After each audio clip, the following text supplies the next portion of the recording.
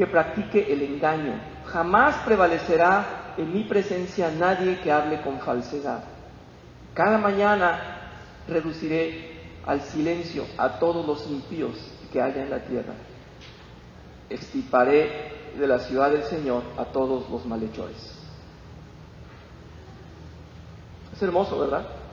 Es tener los preceptos de Dios adoptados, pendientes y conscientes cada día.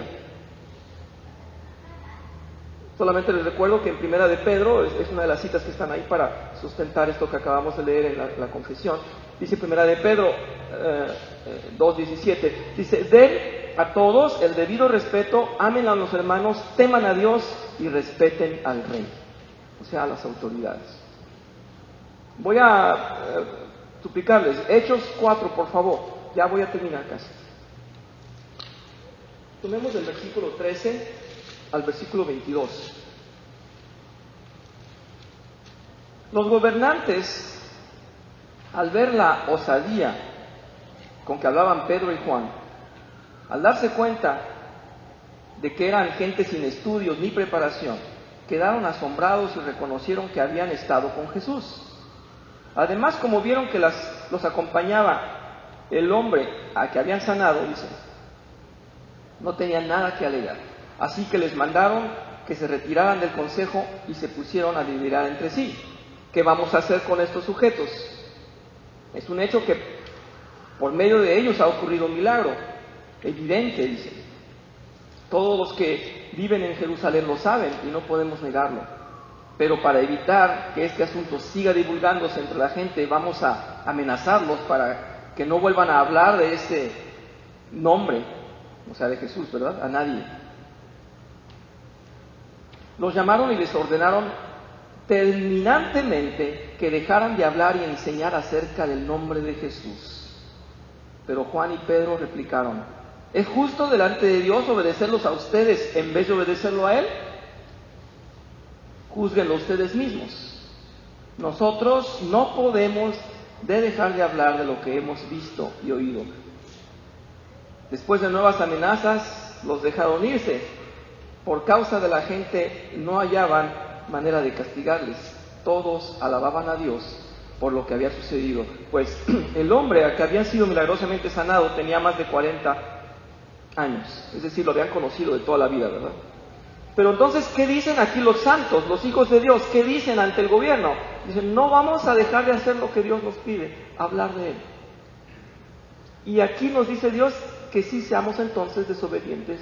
Si la ley nos dice que no prediquemos el Evangelio, dice que no paremos, que nosotros debemos de predicar el Evangelio, aunque la ley nos diga que no.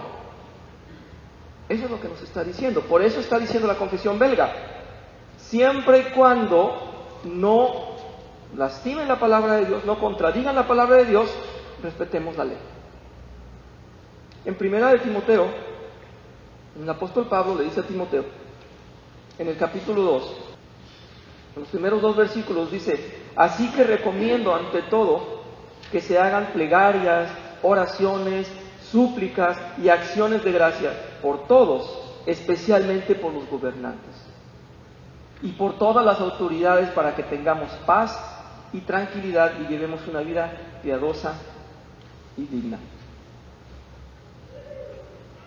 O sea que esto de orar por las autoridades es bíblico 100%, desde el principio, desde que Dios puso a Moisés y su ley como cabeza, el guía de su pueblo, se nos ha pedido siempre mantenernos en esa dirección.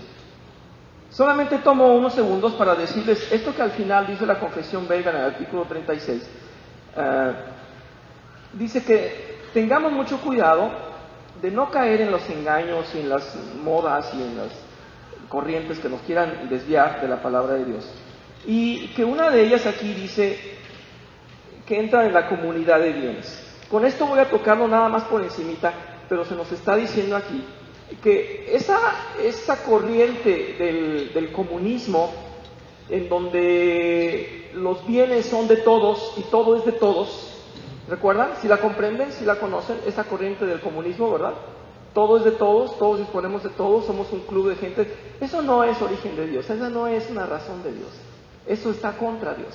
Todo lo que dice Marx y Lenin y Stalin y todo lo que suene a ruso, todo lo que nos suene a comunismo, tengamos cuidado, no es la voluntad de Dios. No confundamos, en la primera iglesia era indispensable sobrevivir a los ataques, sobrevivir porque estaban perseguidos, y en ese momento para subsistir, estaban vendiendo lo que tenían, y era todo lo que tenían era para todos, para sobrevivir en esos tiempos, en esos meses o en esos años. Solamente en ese instante, en esa gran necesidad, dijo el Señor, vendan todo y compártanlo. Era lo que estaban haciendo los apóstoles. Solamente con ese fin de fundamentar la iglesia, de que subsistiera la iglesia de Dios. No es mandato de Dios que todos tengamos lo mismo y que todos ganemos lo mismo y que todo sea de todos. No, eso no es un mandato de Dios. ¿Sí queda claro? Espero, no somos comunistas. No es cierto que la primera iglesia fue el principio del comunismo. No es cierto. No es que hay pastores que lo dicen. Lo digo en serio, y lo he escuchado, por eso me preocupa. Porque aquí lo estaba pidiendo la confesión belga. No vayamos con eso que dicen que hay comunidad de bienes. No. La iglesia no es eso, no se confundan. Es muy peligroso. Las autoridades, como dice aquí, el que pague impuestos, que pague impuestos. No hay nada de que entre todos nos repartimos lo mismo. No es cierto. Eso debemos de tenerlo como una alerta. No caigamos en eso. El comunismo no es una cosa de Dios. ¿Sí?